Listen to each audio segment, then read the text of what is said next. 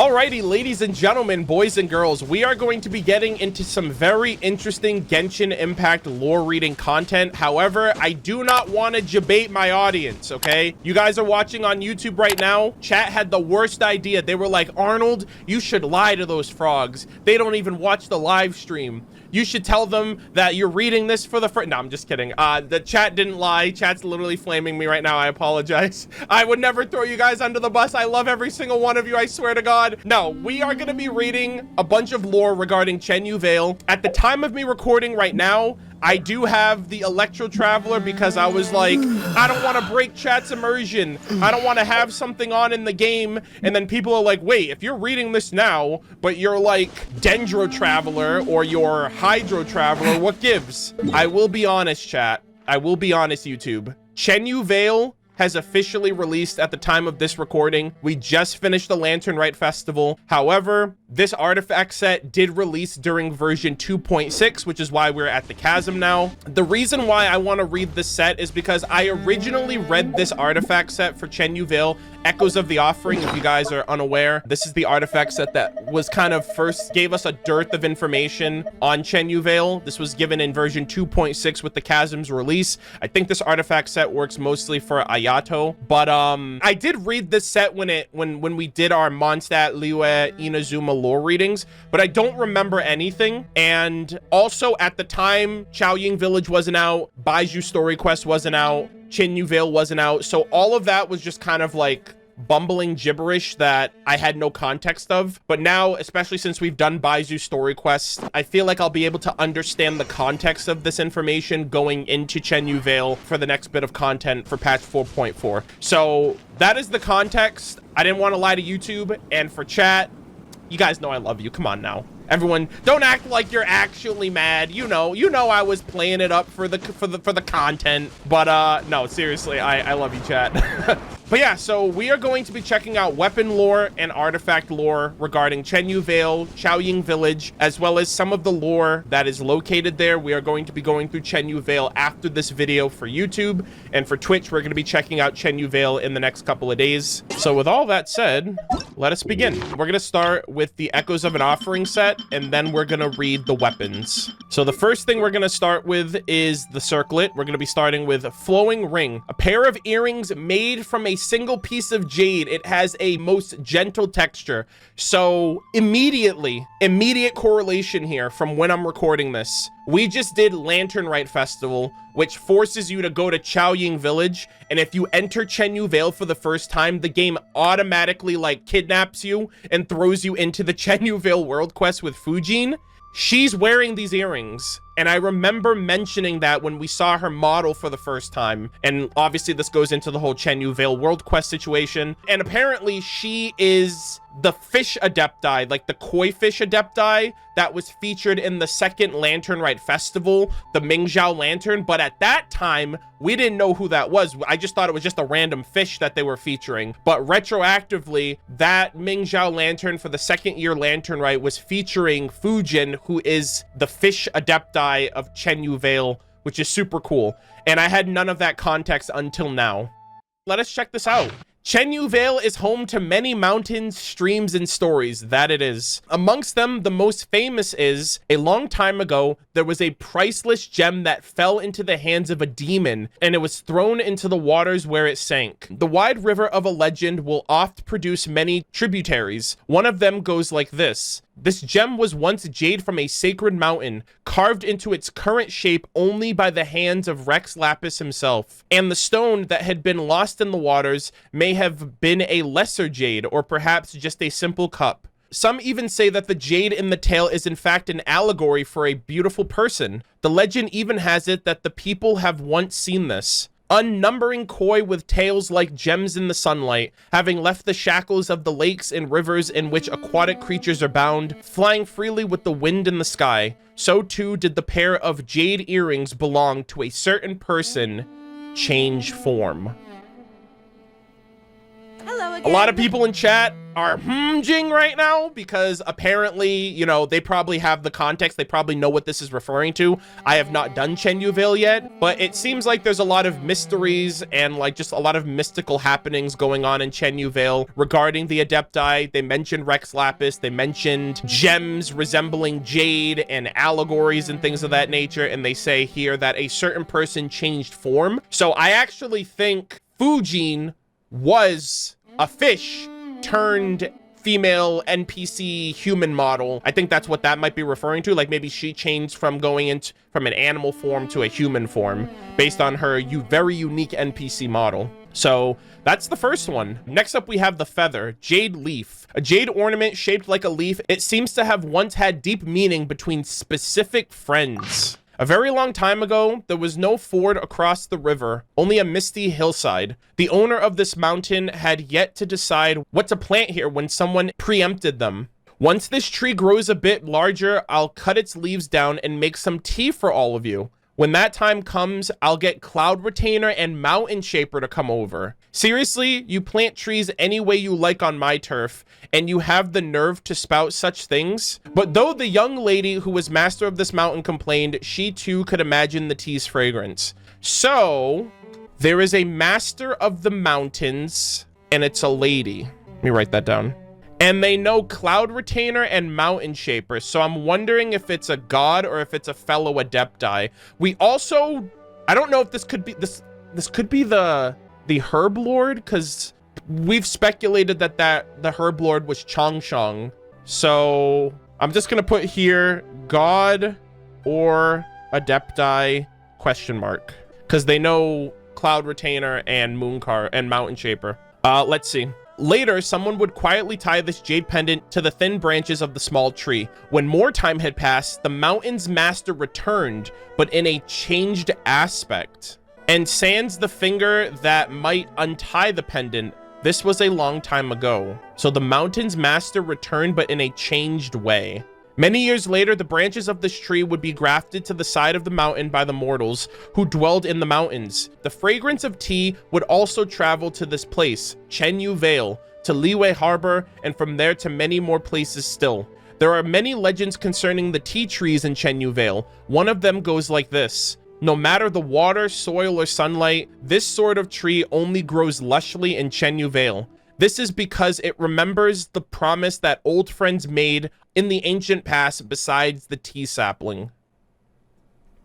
So I remember two trees specifically when we went to Chenyu Vale during Lantern Rite. I remember seeing one tree that's in the center of Chaoying Village. It's surrounded by like a bunch of pots and stuff like that. And then I remember another tree that we saw in passing that had a table and chairs underneath with like a teapot hovering in the center. I didn't get close to it because I didn't know if it was gonna like trigger a world quest, but that was another very interesting looking tree. And I'm wondering if this is talking about one of those two trees here, because they said they remember the promise that old friends made in the past. And I assume, like, actually, when you think about it, that arrangement of the table and the chair and the teapot kind of reminds me of the arrangement that Cloud Retainer has at her abode, right? The 3 seats, Guizhong, Rex Lapis, Cloud Retainer. So I almost want to say that that's where they met, was under that one tree with the teapot and the table and chairs. But I don't know who it is. It seems like it's just a bunch of Adepti from the past, some that we may know, some that we might not know. I'm expecting at least the Herb Lord, Fujin, and maybe some others. All right, next up, we have the flower. Solcent Bloom, a jade carved in the shape of a flower, a phantom scent. Here, one instant and gone the next, swirls around it. Each year, when the spirit scent flowers bloom, Chaoying Village will prepare for its tea serving ceremonies. Once the flowers wither, flower tea infused with 9 layers of scents are presented to the village hall. The spirit scent flower is a fleeting thing, much like the sudden comings and goings of a certain adeptus. Okay, so I don't know who this certain adeptus is that just comes and goes when they please and changes. This one left behind by the ambiguous name of Herb Lord, as well as many foggy and fragmented legends. Okay. In one such legend, the herb lord's adeptal form would turn into the branches of an ancient tea tree. In another, the adeptus flew up to the adeptal mountains on a subdued evil beast. There's even the story that goes like this. A young lady grasped at the hooded hat on the ground as she struggled ashore, placing it on her head haphazardly. For if she did not cover her face, then she might feel embarrassed and find herself at a loss for words. Just then, the orchestrator of her suffering poked her head out of the water. The rainbow scaled of their body glimmered as if to revel in their victory. All right, so you can swim. Very impressive. You know what? May you drown someday. Damn, what the hell? She spoke the words in anger, but also in so I'm angry, but I'm also just kidding. And yet their glittering streak would eventually sink into the depths, never to come back to the surface. Okay, so they mentioned the Herb Lord, which might be Chongshong. Maybe Chongshong back when the, like, because, like, it's no surprise, like, some gods, some adepti can lose their form, can lose their memory, can lose their power, kind of like Woba. And so I wonder if the Herb Lord was, like, Chongshong in the past. And so she's literally changed from who she was back in her, like, prime days as, like, the primal Herb Lord adepti, and now she's just Chongshong the snake that is, like, in a contract with Baizhu. But then they mention a young lady, and I don't know if that's referring to Fujin, either before or after, like, after she turned into, like, a human. Yeah, so it seems like this young lady is, like, swimming with another creature, and that other creature was like, oh, you swim really well, I hope you drown too someday. And then they're just joking. So this young lady is friends with this other adepti, I'm assuming, but I don't know if this young lady is Fujin as a human or if it's somebody else. I'm a little confused here. Next up we have the Saiyans. Symbol of felicitation. A circular jade ornament. Legend has it that it was once used as a symbol for rituals to begin. It is said that this jade ornament comes from a long sealed sacred mountain. Just as a star conch separated from the sea will recall the sound of the waves, the ornament will also emit the sound of flowing water. You may often hear such rumors in inns. You know, legend has it that the greatest treasure of the mountain is a slab of fine jade that can bring down sweet rains. But when the world was in turmoil, demons began to covet its power. So the master of the mountain split it into many parts, forming each part of a different shape so as to hide it. Then the master concealed it underwater, in the hills, and some were even offered to shrines. In the legends of Chenyu Vale, these jade ornaments bear the blessings of a deity's pact. It's just that no one has been able to find them, even after so many years. So I wonder, there was one scene in the trailer for 4.4 that showed like this weird like rune kind of device with like a bunch of different interconnecting floating parts. I wonder if that is like the jade ornament and they're like a bunch of different pieces that have to like interlock with each other. So I'm wondering if that was from the world quest maybe. The master of the mountain split these pieces into many parts when the world was in turmoil. So I assume maybe that has to do with, I don't know, maybe the cataclysm, not necessarily the cataclysm, but maybe during a time when demons were running rampant post-cataclysm. I don't know who the master of this mountain is yet, but they took this jade ornament, split it into multiple pieces, and then tossed them all over the place. And I'm assuming that's probably going to be a part of the quest that we have to figure out. The priest has been ever careful in hiding this jade loop on their person, but in certain years, they would discreetly show it to a friend with no sense of refinement on the eve of a departure. The priest would speak of its patterns and its origins, and of the pact made with a deity by their ancestors. Was the master a god then? But the friend was busy pounding herbs with mortar and pestle and did not hear a single word. We do this song and dance every year, and I've heard this story who knows how many times. Didn't you say you'd treat me to some tea when you got back? Let's talk then. But that which came from the waters was not that which she had thought would come, and would vanish henceforth back into those waters. Till today, the artisans of Yilong Port, shout out to Gaming, still make such simple ornaments. Visiting merchants would also often place these jade loops close to their ears, as the legends say, wondering if they could truly hear the sounds of the rain pitter-pattering on mountain stone. Okay. So the only people that I can think of that would be the Masters of the Mountain, the only person I can think that fits that description would be Guizhong.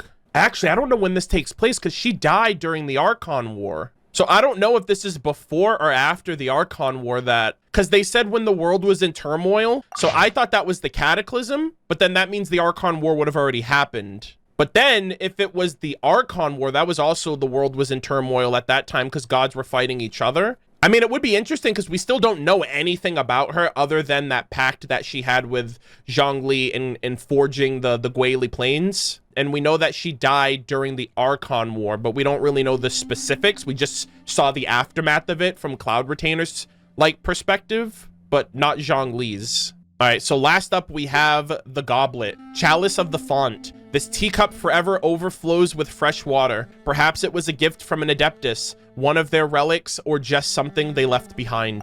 This was originally a gift from a friend, linked to a small realm within. The spring within the chalice would never dry up, making it a fine place to temporarily stay. It could hold a reflection of the sun and moon, and could play host to swimming fish. Compared to the ill fate accorded to the Yaksha, she believed that she was luckier than most. But the price for inheriting the ancient rights was to never spend much time on land. In those days, the sweet waters did not flow across Liyue in such abundance. The harbor city beneath the mountains and the gathering of the plains was, to her, a distant dream. To that person, ever afraid of trouble, decided to set off with this teacup in hand. I'm only thinking of Guizhong because the Adepti were also present when she died. They had like a barrier up, like containing like some malevolent force or whatever, but everyone was present at like her stone remains. And then they said the harbor city beneath the mountain and the gathering in the plains was to her a distant dream, which kind of reminds me of the Guili Plains, which was abandoned after there was like a flood, and the people then had to migrate to what is now known as Liyue Harbor, which again is kind of giving me little Guizhong like mental like snappings. I'm like, wait a minute, that kind of reminds me of something. This Liyue Harbor she spoke of would almost certainly be as full of flaws as a village ceremony. This journey would surely be full of arguments, struggle, and many troubles. She knew that they both quite enamored with their gifts of the gob, but much less with crowds. Nowhere else in this world could you find two Adepti as small as they, envious and fearing prosperity in equal measure. Oh, hold on. This is talking about two Adepti. As small as they are, like a snake and a fish? That's pretty, snakes and fishes are pretty small. Is this talking about the Herb Lord and the carp? So this kind of seems like they're like, hey, we like the idea of Liyue Harbor, but the idea of being amongst the people that argue and struggle and have trouble, maybe it's not our cup of tea, no pun intended. But now Changsheng lives in Liyue Harbor with Baizhu, and Fujin is still out there in the mountains. So I wonder if it's kind of referring to at a time they both didn't like the idea of the city, but nowadays in the present day, things are different. But we promised each other many things in the past, and this very good. As they were to leave, she thought thus, well, at least this trip will be interesting. I can introduce her to some other old friends. Later, the brazier and tea kettle would come into common use, and the teacup shape too was taken up by people. And thus did everyone become able to have the moon on their desk and hold it in their palms. Ah, I see. This is like the original teacups and tea kettles, and then the people started utilizing it too. I love that imagery. Everyone could have the moonlight on their desk, so like the moon reflecting off of the tea in their cups on their desks. I like that. So this kind of sounds like, I wonder if this was the original Serenity pot, because they said that the inside of it houses like its own small realm within. So it sounds like this is like a teapot, Adeptal realm, but also like a teacup that they use for tea. You know what I mean? They said it has flowing water or flowing liquid in the inside. Okay. All right, so that's very interesting. So that is the artifact set. A lot of teases, a lot of interconnected pieces I'm sure are going to make a lot more sense once I start the Chenyu Vale world quest with Fujin. So we're actually going to check out the primordial set for the weapons of Liyue, and then the sacrificial jade, and then I think that's going to wrap it up here. So we have the primordial jade winged spear. a jade polearm made by the archons capable of slaying ancient beasts. At Liyue's foundation, monsters and gods still ruled the sea. In fear, forebearers lived and fought the sea with all they could muster. As spring turns to fall and back again after many an eon, a behemoth arose to dominate the seas. Even the Geo Archon's Geo Whale could not triumph against it. That is very interesting that Zhongli has a Geo Whale when there is a pretty big narwhal beast that kind of fits the same description as Child's attack. Child has a giant hydro whale. Zhongli is getting more and more sus the further this game goes on. Zhongli might have his own all-devouring narwhal, or Geo Whale, if you will. The people of Liyue called it Bachu, a beast without rival even in the deepest depths of the ocean abyss. Its enormous waves would wash away entire settlements. So the Geo Archon fashioned a black kite by hand with jade and stones. The stone bird took to the unbound skies once again. In the heart of the ocean it dove, into the battlefield of the behemoth and the whale. Into the depths of the sea the behemoth sank. There it stayed forever. Unleashed from its thunderous roar were the people of Liyue. Bruh. What is Zhongli, bro? What is Morax, aka Rex Lapis? I do just want to mention this, chat, because I feel like after the Lantern Rite event, where it seemed like Neuvillette and Zhongli kind of avoided each other for that like fated encounter, I remember during the Wanderer Archon quest, the game would not let you choose Morax as a name for the Wanderer. It actually said error. Wanderer didn't deny it. He didn't reject it. He didn't have a snarky comment. The game literally said error in black. I'm sorry, in red. Like, you couldn't choose the name. I'm curious of that because Zhongli, I think, is old enough to have been around during Fanus's rule, if not following the second who came. But like, he says nothing. He never talks about anything. He's under, I feel like he's under like the NDA that started all NDAs. You know what would be kind of funny is if he also signed a contract with the Primordial One to say nothing about anything ever. Like he signed a contract with Celestia. You know what I mean? Because isn't this man like 6,000 years old at least? And that's kind of like the earliest recorded histories of Teyvat was, you know, that time with the dragons and stuff like that. If he's one of the dragons, that would be crazy too. Like, what if he's the Geo? Oh my god, that'd be kind of crazy if Zhongli was, if it wasn't Ajdaha, but actually Zhongli, sovereign. No, because then Neuvillette wouldn't have a problem with him, right? Unless he betrayed his kind and sided with Celestia as the Geo dragon sovereign, and also then became an Archon. You know what I mean? Like on some Dark Souls type shit, like Seath the Scaleless betraying his own kind. I don't know, man. I'm super sus of Zhongli, not for nefarious reasons. I don't think he's bad. I just think he's more than he appears. Like, I wouldn't be surprised if Zhongli knows about everything about the world. Him and Venti, they're the only original Archons. You know, I think that's important that the Archons that are of the original know more than anyone. Venti's holding out a lot too. He must know about Istaroth.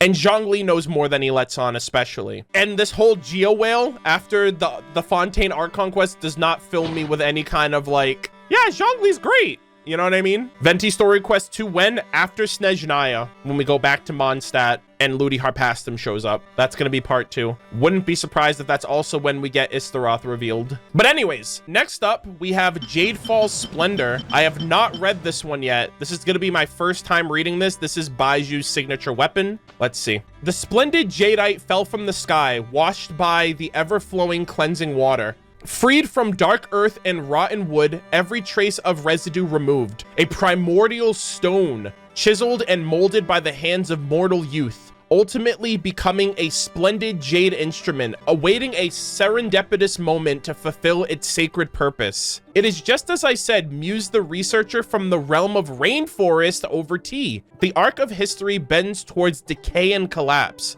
The fall of humanity can only be prevented with the wisdom and mercy of the gods. Without these, humans will inevitably annihilate themselves. Jesus Christ. Ain't that the truth? Witness the silent testimony of the deserted ruins laying betwixt mountain and swamp.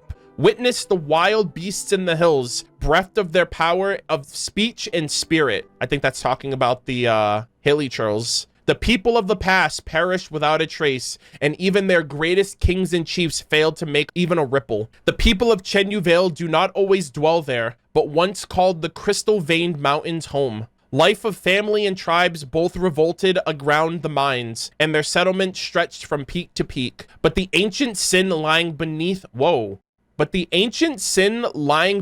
beneath their feet and shovels were unknown to the mortals. Hidden under the deepest shafts. Is this the chasm? Between mountain and swamp. They once called the crystal-veined mountains home. The life of family and tribes both revolved around the mines and their settlements. This sounds like there was a settlement in the chasm. But the ancient sin below, which would be the upside down city, maybe? Is this talking about, am I tripping? The people of Chenyu Vale did not always dwell there. That interprets to me that they lived somewhere else, lined with crystal vein mountains, and their lives revolved around the mines. That sounds like the chasm, before they moved to Chenyu Vale. Divine punishment is unforgiving and cares not for the lives of mortals. After the catastrophe, their forebears were forced to bring their families northward. Hold on. That sounds like the celestial nail affected them and they had to go north. Oh my God. Oh my God. Wow. That is so fucking peak. So it must have been their settlement before the celestial nail hit, which means it was before this whole terraformation happened. So initially, when this place looked normal, the people that now live in Chenyu Vale used to live in the chasm. And then because of the underground sin, the upside down city, whatever the fuck happened there with the, I actually think there's primordial seawater there too, because there's like that water that quells the effects of the hilly churl curse, right? The abyssal curse. I guess Celestia saw the mud there, right? Because that's condensed forbidden knowledge that's there. That's what the mud is. It's basically like the physical form of forbidden knowledge. So the Celestia sends a nail there to quell it, and it fucks over the people, but it's for the greater good of protecting the world. So the people are like, well, our home's gone, better move somewhere else, and they establish Chenyu Vale. That is incredible lore right there. Oh my God. That is so fucking cool. Yeah, primordial seawater belongs to the world, but it's in pockets. It's here and there. It's just not universally everywhere, but that's the first time we saw that water. But it wasn't until Fontaine, especially when you see like that one like reality of what's his name, of Renee's like world formula, and you like look to the side and you see a part of the chasm that's like almost kind of like, it's kind of like an extension of that portal from the abyss, of like all that like chaos and apocalyptic stuff that was happening then. So I wonder if someone tapped into forbidden knowledge in the underground upside down city then, right? It's almost kind of like King Deshret. He tapped into forbidden knowledge. Nibelung tapped into forbidden knowledge. This city underground tapped into forbidden knowledge. And yeah, that's kind of considered a sin by Celestia's standards. And I'm pretty sure Conria also tapped into forbidden knowledge, and that's why they had to be destroyed, because they were just letting all the bad shit in. Yeah, the sinner was also in the chasm. Yeah, that's true. The crystal with Kari Bear was in the chasm as well. So yeah, that could very well be a factor. So somehow, some way, these nations, right? And I'm more informed now than I was during the chasm's release. But it seems like Celestia's putting these celestial pillars in play to safeguard the world. It just, from a certain angle, it seems like they're fucking over the people, but those people are just casualties caught in a situation that is above them. It's like, you either, if you don't deal with forbidden knowledge, everyone dies. So yes, we have to kill these people to preserve this world. You know what I mean? Because it also kind of acts like a nuclear reaction. Like, it's like nuclear fallout, and it needs to be contained, and the Celestia pillars are what contain it. But for Conria, it might have just been too crazy that they had to literally just nuke that place entirely. But wow, that's cool. All right, we got to get back into reading this. Holy shit. So the people of Chenyu Vale were originally from what is now known as the chasm. They were the original miners and the workers and stuff like that. There was an ancient sin going on underground, which was the black mud, which was crystallized, physically manifested forbidden knowledge. Celestia sends a pillar down to quell it, to take it, to keep it in check. It fucks over the people's homes, and then they have to migrate north. The elders of Chaoying village claim that the ancestors of the people of Chenyu Vale... I should have just kept reading. The elders of Chaoying village claim that the ancestors of the people of Chenyu Vale came from a chasm to the south. They brought with them a great jade altar and left behind ancient enigmatic ruins. When war amongst the gods brought tragedy. So was that before the Archon War then? So the chasm happened first, then the Archon War happened. When war among the gods brought tragedy, the ancestors of Chenyu Vale's people were reduced to wandering refugees. Their ancestors once believed in a now forgotten god and are all now lost to history and consigned to dust. Bruh. I think this confirms that the people in Chenyu Vale, the ancestors, were originally from Liyue. And Liyue at the time was co-ruled by Zhongli and Guizhong. And after the Archon War, she died. And she was the god of dust. So I think she was the god of the people of Chenyu Vale. Right? Because they were originally of the chasm, then they went to Chenyu Vale, but they still believed in her, but she's gone now. But yeah, the descendants once believed in a now forgotten god, aka Guizhong. Oh my god. So I may have been right that the master of the... Well, she would have been dead by the time Chenyu Vale was established, no? Or what happened was, the chasm is formed, the people migrate to Chenyu Vale, Guizhong is still alive during their migration, so she's still seen as their deity. Then the Archon War happens, she dies, and then history carries on. So she might have still been around during their migration to Chenyu Vale, so she still could have been the master of the mountains there. Yeah, so long story short, regarding all of this initial lore that we just learned about, I think Guizhong was the god that the Chenyu Vale descendants worshipped, and she might have been the master of the mountains before the Archon War, which is fucking crazy because she has long since been forgotten. Zhongli doesn't even bring her up anymore. The Archon War just sucked because it kind of kept people from just living peacefully. It almost feels like blood sport for Celestia in some way. Anyways, let us carry on. An unsound theory, responded the consultant in the black robes. The history of mortals is one filled with rebirth. Glory and ruin springs from mortals themselves. Without agency, there is no rise or fall to speak of. Ancient ruins lie forsaken, but their former inhabitants, buffeted by fate, live on to this day. Exactly. The fading of their ancestors has given rise to the prosperity of today. Even if they are now assimilated, one with the people of a new god. Ah, that's interesting. Even if they are often helpless in matters great and small, they have not been destroyed by circumstances, but rather made their own choices. As for the wisdom and laws of the gods, they are based on the consensus of mortals and not personal whims. After a short while, the trivial debate over tea came to an inconclusive end. Such discussions between mortals and gods are wont to end in squabbling over this and that. But the Bishui River flows eternal, just as the luster of the sacred jade within remains as constant as its former master. God damn. What a great piece of lore. That gave Guizhong lore. That gave a little bit of like Celestia involvement with the chasm. That gave us lore on the people currently of the they probably don't know that their lineage goes back to the chasm, but like it's preserved in like lore like this. That's so cool. I'm really glad that I read this. All right, and last but not least, we have the sacrificial jade. This is a recent weapon that was added, an ancient jade pendant that gleams like clear water. It seems to have been used in ancient ceremonies. By the time Rex Lapis arrived, the ancestors of the people of Chenyu Vale have long since regressed into tribes scattered amongst the hills, carving jade as pure as fresh water and conducting festivals in solemn accord with their ancient traditions. Waiting for the auspicious day, the tribe's people would cease their onerous labors and sacrifice their beautiful jades, throwing it into the water as obeisance, commemorating the long silent messengers of the cerulean sky and looking forward to the blessings and disasters of the coming year. Interesting.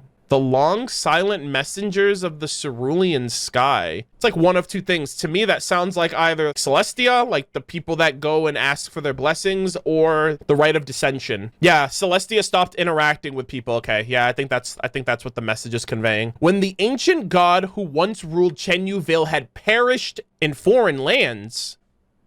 Wait a minute, is that not Guizhong then? When the ancient god who once ruled Chenyu Vale had perished in foreign lands and Rex Lapis's order assumed control of the land, those ancient forebearers amidst their mountainous wilds slowly accepted the civilization of Liyue and retained the tradition of offering sacrifices. Wait, so perished in foreign lands? Didn't Guizhong die in Liyue? I'm so confused. I don't know if that was Guizhong or if that's a different ancient god. Wait, no.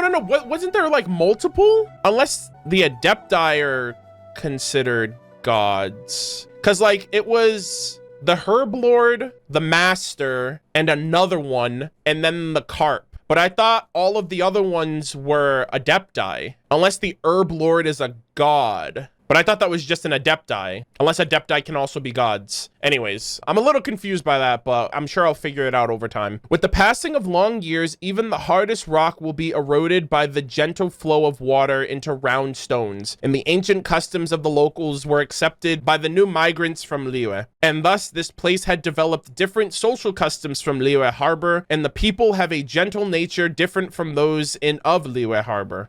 Okay, so basically Zhongli accepted those descendants and the people that were basically lost and kind of regressed in their culture after their god had passed. As the endless years passed and seasons turned, the ancestral forebearers and their tribes mingled and fused with the newcomers to become the new clans and settlements. Having lost the ancient art of carving those jade ornaments, in a new era, tea is grown, and tea fields are now spread across Chenyu Vale. While the people of Chenyu Vale no longer toss jade ornaments, clear like pure water, into the eternally flowing rivers as sacrifices, the ceremony of going to Yilong Wharf to commemorate the ancestors and the dead has survived to this day, like gem-bright jade in a clear mountain stream. Sometimes herb gatherers will still find bluish-green Yilong jade in the ruins amongst the mountains and valleys. Though it no longer responds to the ancient heavens, it still shines brightly with the light of this world. They did say that the jade was like a primordial material. So I guess this jade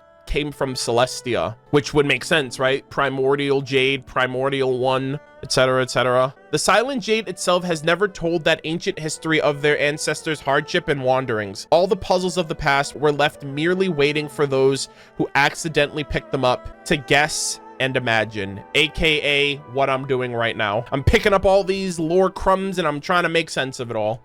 That was a spectacular piece of lore. I feel like there's clearly some things that you can't really explain until you get the full context. I think Chenyu Vale, Fujin, you know, some of the locations, some of the world quests are going to obviously give me the rest of the context clues of what I need to know. There's also that Suwani beast that they showed in the live stream special program. I'm assuming that that's also an Adepti or a creature or a god of some sort that's going to be featured in the world or in the quest. Because there was one scene where like Aether had his sword drawn and there was like one of those creatures that was like stalking him almost. So I'm wondering if that was a part of the world quest as well. But yeah, I actually think this was a much better going of like reading and figuring out the lore. Long story short, I do think that there's a bit of lore regarding Guizhong and Chenyu Vale, and when we explore, we'll figure it out. But that's the reading session, and I hope you guys enjoyed.